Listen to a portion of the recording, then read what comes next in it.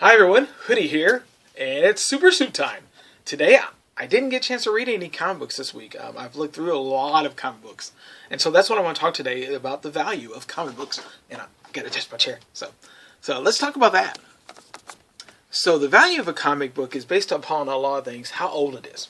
So you have your golden age, you have your silver age, and you have your bronze age, and you have your modern age. And basically the differences between it simply dates. It's like, what is it, the 1950s to the I wrote it down here, 1930s to 1950s is the golden age, 1950s to 1960s, I guess, is really the silver age.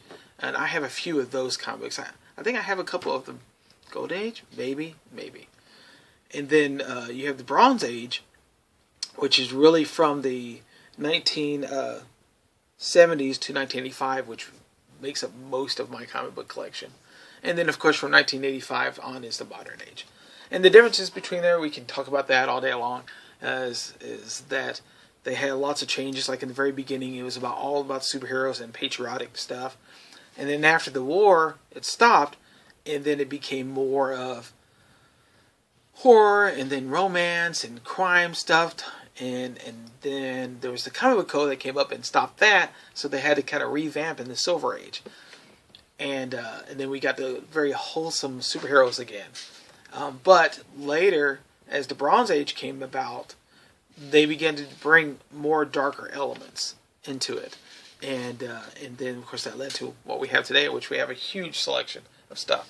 The other thing that's conditioned, you can get this Overstreet comic book guide. This is 1988. You don't want this one.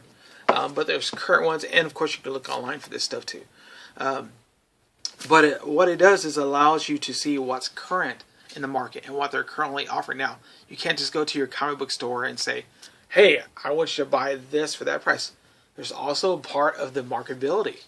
If it's not relevant in the marketplace right now, then it's probably not going to sell for them.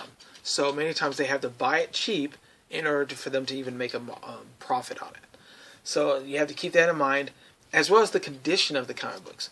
If there's from very high mint to poor, and anywhere in between that, and it's all based upon how many folds you have in it, if all the pages are there, if it's been damaged in any kind of way. I mean, even slight creases. I mean, this can come literally from, and I know many people that have gotten comic book subscriptions in the mail, and they bend it, and it ruins the value of the comic book. So it's always best, if you can, get it from your local comic book store. They'll bag and board that stuff as soon as it comes in, and many of them do. Not all of them do, but many of them do. And then you can be able to buy it and will not have anything go wrong with it. So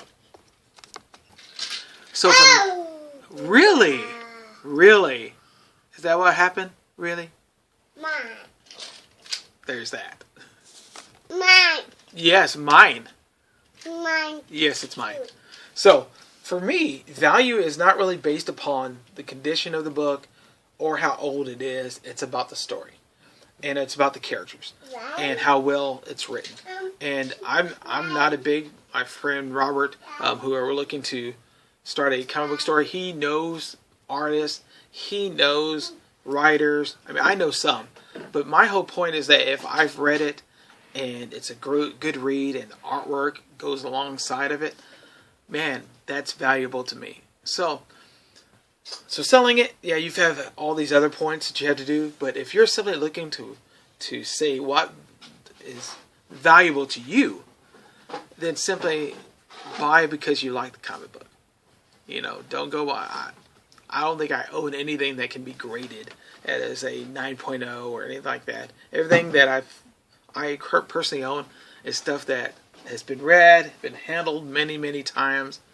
It's in the bed, and just read in the bed, on trips in the hospitals, blah blah blah. It's gone with me everywhere. It's very portable. So yeah, that's my value of my comic books. So what does it make it valuable to you? Maybe the condition. Some of you up here at the top of my room, I have the cover art, and I love that. I love seeing the cover art, but I also enjoy the stories. So there's lots of reasons people collect comic books, and what makes it valuable to them, and you just have to find your reason. So hopefully you enjoy this talk. I know it's very quick and about 5 minutes. So hopefully you'll enjoy some comic books and go support your local comic book store today. See ya. Bye.